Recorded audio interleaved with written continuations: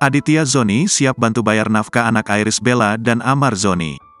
Aditya Zoni buka suara terkait nafkah yang harus diberikan oleh sang kakak, Amar Zoni, kepada kedua anaknya setelah cerai dari Iris Bella.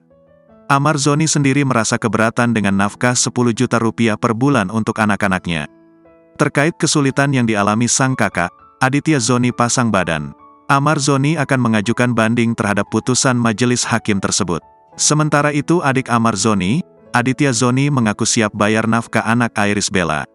Kalau menurut saya mau bagaimanapun seorang suami atau seorang ayah itu wajib bertanggung jawab, kata Aditya Zoni. Jadi 10 juta menurut saya angka yang masuk akal, nggak terlalu banyak, nggak terlalu sedikit. Jadi pas lah, dan itu kan buat air sama Amala, jadi wajarlah selalu kasih nafkah ke anak-anaknya, sambungnya. Lebih lanjut, Aditya mengaku bersedia membantu sang kakak untuk memberikan nafkah pada anak-anak Iris Bella.